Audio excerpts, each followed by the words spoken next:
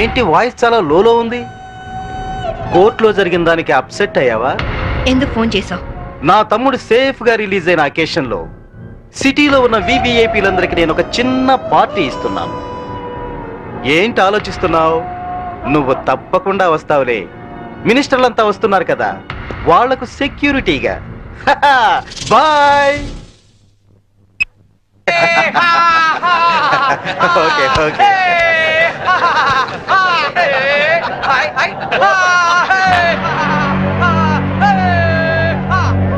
రామ్మా శాంభవి, నమస్తే. ఏంటి ఆలోచిస్తున్నావు? మెంటల్ హాస్పిటల్లో ఉండాల్సిన మా తమ్ముడు ఇక్కడ బర్త్డే సెలబ్రేషన్ చేసుకుంటున్నాడేంటని కదా. దట్ ఈస్ ధన్రాజ్, ఈ సిటీకే రాజుని. మీ పోలీస్ డిపార్ట్మెంట్ మా లాంటి విలల్ని ఏమీ చేయలేదు. నీ చేతిలో ఉన్న ఈ లాఠీ నీకు ఊతకర్రగా ఉపయోగపడుతుందేమో కానీ మాలాంటి వాళ్ళ మీద ప్రయోగించడానికి మాత్రం పనికిరాదు. నీ బెల్ట్, నీ ప్యాంట్ టైట్ గా ఉంచడానికే తప్ప మా మీద నీ పవర్ చూపించడానికి మాత్రం కాదు. పోతే నీ షూస్ లెఫ్ట్ రైట్ కొట్టడానికే తప్ప మాలాంటి వాళ్ళని కొట్టడానికి మాత్రం అస్సలు పనికిరాదు. ఈ మాత్రం చిన్న విషయం తెలుసుకున్నావనుకో, నువ్వు జీవితంలో బాగా పైకొస్తావు. It's my personal opinion. Minister గారు నమస్తే.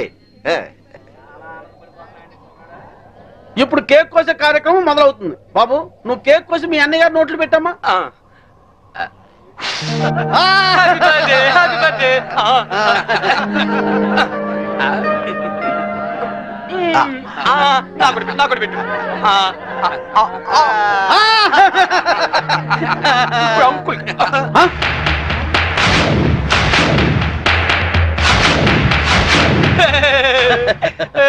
మీరేం ఫీల్ అవ్వద్దండి, పాపం పిచ్చోడు కదా.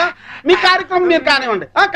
Good uncle, good uncle. Uncle మరే నాకు బెల్ట్ కావాలి.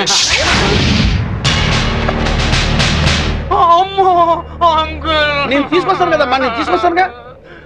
కూల్ డౌన్ అమ్మా సాంబి, కూల్ డౌన్. అసలే బర్త్డే బాబు, అందులోనూ పిచ్చోడు. కొంచెం బెల్ట్ అమ్మా.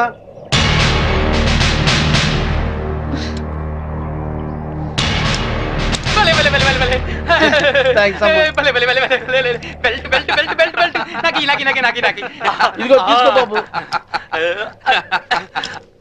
అంకుల్ అంకుల్, మరి నేను ఇప్పుడు ఒక ఆట ఆడుకుంటానే. అలాగే ఏమవుతామా? నేను ఎవరినైతే ముట్టుకుంటాను వాళ్ళు షర్ట్ తిప్పి డాన్స్ చేయాలి. సత్తేనా ప్యాంట్ కూడానా?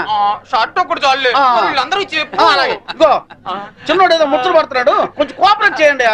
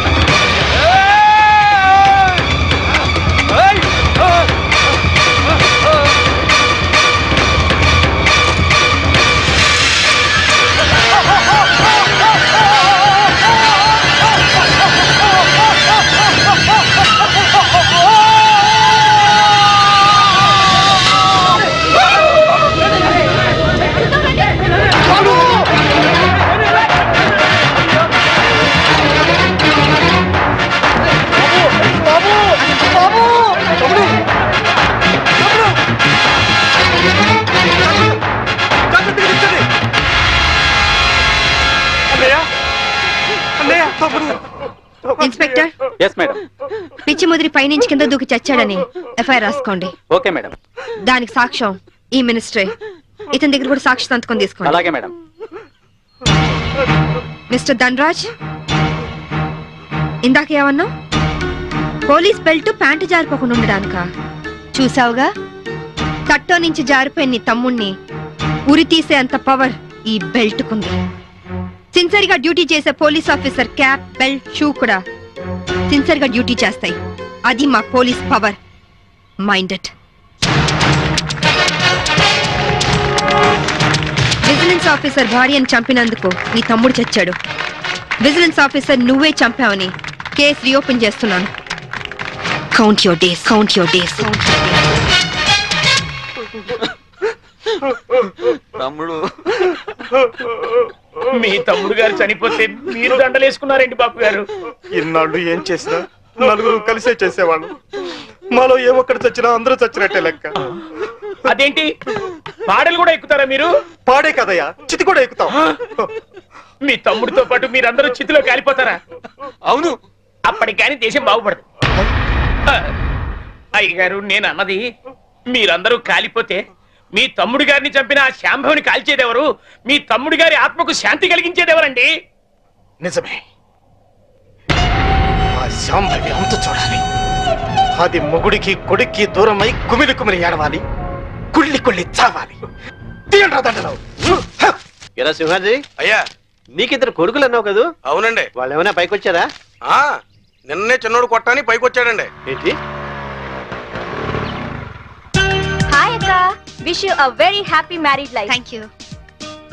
హ్యాపీ మ్యారీడ్ లైఫ్ బావ గారు. కూర్చోగిర్తి. మరి నాకు చెప్పవే? నీ పెళ్ళైనప్పుడు చెప్తాను. నా పెళ్ళి ఎప్పుడు అవుతుంది? నువ్వు పెద్దయినప్పుడు. మమ్మీ, నేను పెద్ద అయ్యాక ఇలాంటి బోట్ కొనిస్తావా? అసలు పెద్ద అవ్వకూడదురా. ఏ? కీర్తి, వీడు పెద్ద అయ్యాక ఎవరో ఒక అమ్మాయిని తీసుకుని బోట్ షికార్కి వెళ్ళిపోతాడు. నేనేమంటారు దాన్ని అయిపోతాను. అప్పుడు నాతో ఎవరు షికార్ చేస్తారు? డాడీ. మీ డాడీయా? ఆయన బోట్ ఎక్కరు. ఏ? ఆయనకి నీళ్ళంటే భయం. అవునా డాడీ? కాదు, మీ అమ్మంటే. కాదు, అదే. శాంభవి, వస్తున్నా. ఈరోజు మనం షికార్కి వెళ్తున్నాం. కార్లోనా? కాదు, బోట్లో. బోట్లోనా? మీకు పడవ ప్రాణం పడదు కదా? అలవాటు చేసుకుంటాను నీకోసం. సాయంత్రం బాబు నేను రెడీగా ఉంటాం, సరేనా? అక్క, మళ్ళీ మీ ఇద్దరి మధ్య బాబు ఎందుకు? నేను చూసుకుంటాను కదా, మీరు వెళ్ళండి. నువ్వు చూసుకుంటావా? ఒక్క రోజైనా బాబుతో సరదాగా గడిపే ఛాన్స్ నాకు ఇవ్వక్క ప్లీజ్. కాదనుకు, మళ్ళీ బావగారి మూడ్స్ మారిపోతాయి. అది కరెక్టే.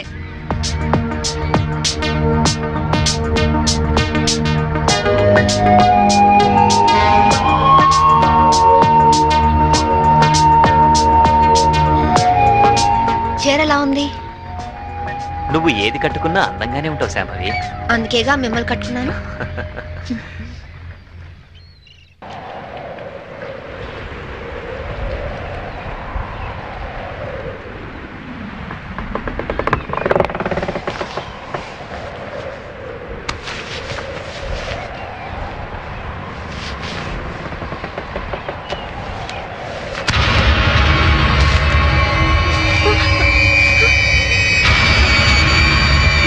ఏమండి?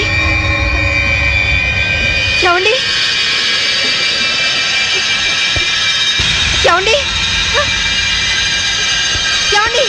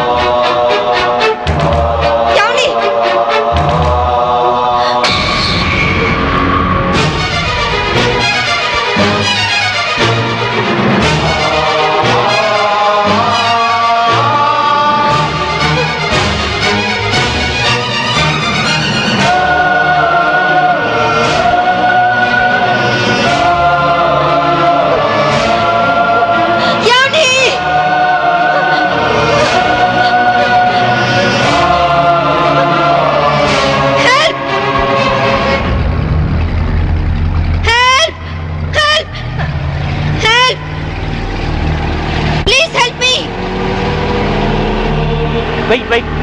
उसके पास चलो. Help! What happened, madam? What happened? Officer, boat లో ఏదో మిస్టరీ జరిగింది. మా ఆయన కనిపించడం లేదు. Please help me. ముందు ఆ కత్తి లేవండి. సార్.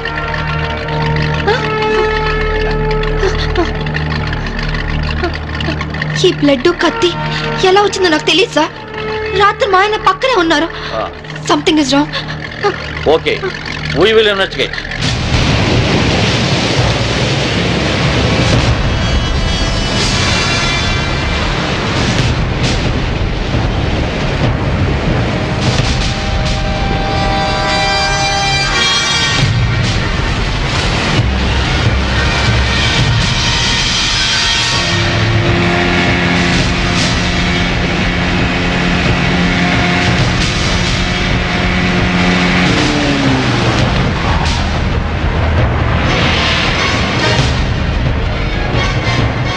ఏం దొరకలేదు సార్. మొత్తం కోస్టల్ ఏరియా అంతా వెతికారా?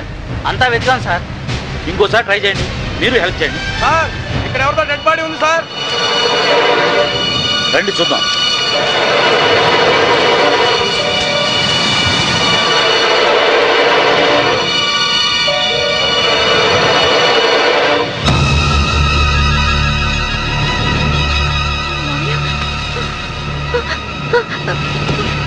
మావయ్య,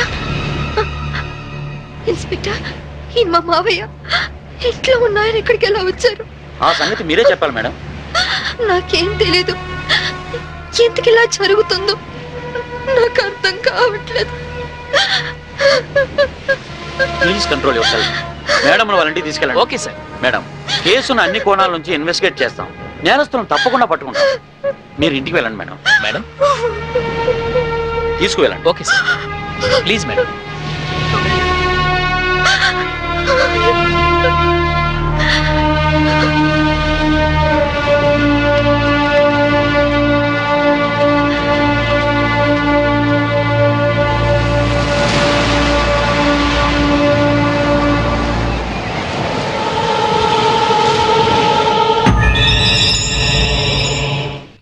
మమ్మీ ఏడవకు మమ్మీ. మమ్మీ ఏడవకు మమ్మీ. మమ్మీ ఏడవకు మమ్మీ. మమ్మీ డాడీ వచ్చారు. డాడీ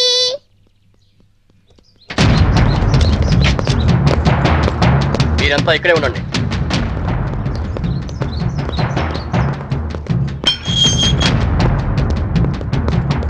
మేడం, మీ భర్త అఫీషియల్ గా చనిపోయినట్టు డిక్లేర్ అయింది. అంతేకాదమ్మా, మీ ఆయన్ని మామయ్యని చంపింది నువ్వేనని సాక్ష్యాధారాలను బట్టి నిన్నే ప్రథమ ముద్దాయిగా నిర్ధారించారు. యాంటిసిపేటరీ బెయిల్ కూడా అవకాశం లేకుండా పోయింది. నువ్వే మరీ అవకమ్మా, నేను చూసుకుంటాను.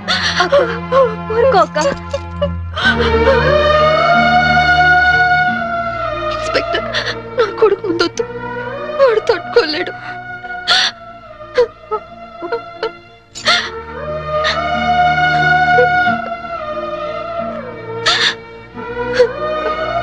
కీర్తి, వాడితో ఒక్కరోజైనా గడిపే అవకాశం ఇవ్వని అడిగా. ఇప్పుడు జీవితాంతం వాడిని నువ్వు చూసుకునే పరిస్థితి వచ్చింది. అక్క, వాడికి ఏ లోటు రానివ్వుగా. అక్క, ప్రామిస్. అలాగే అక్క.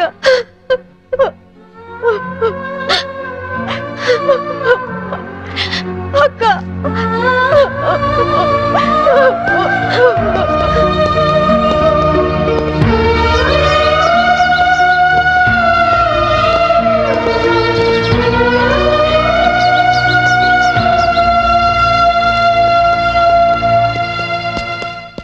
మమ్మీ ఎక్కడికి వెళ్తున్నావు మమ్మీ?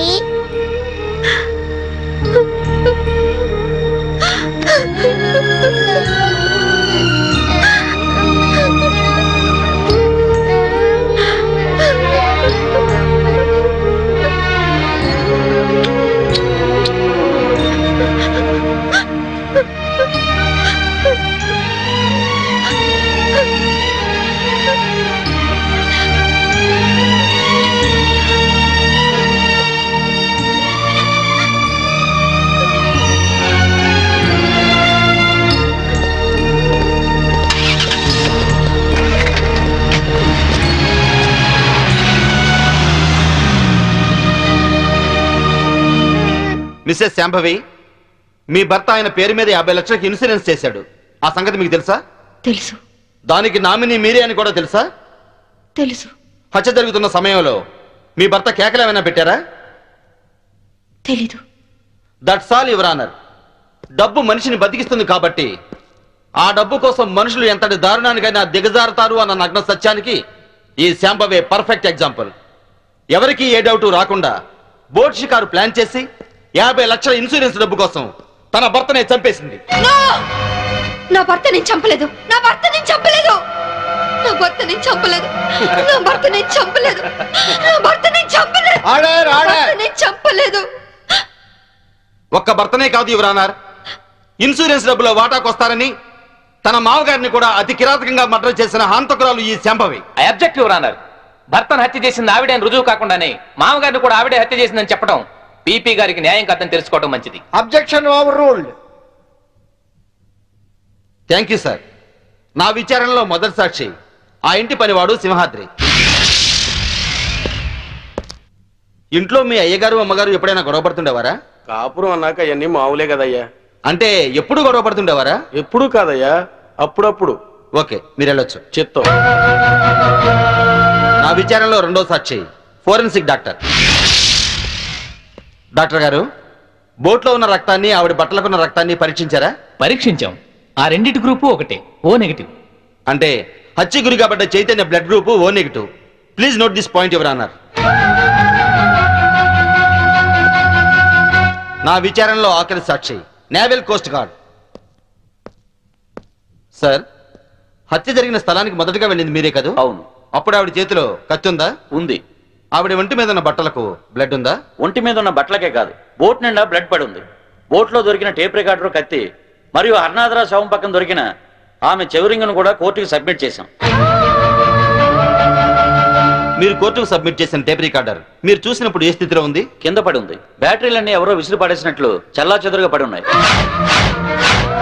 యువర్ ఆనర్, హత్య జరిగినప్పుడు తన భర్త ఎలాంటి కేకలు పెట్టలేదని ఈవిడ ఇంతకు ముందే చెప్పింది. అందులో ఎంతవరకు నిజముందో ఈ టేపు వింటే మీకే తెలుస్తుంది.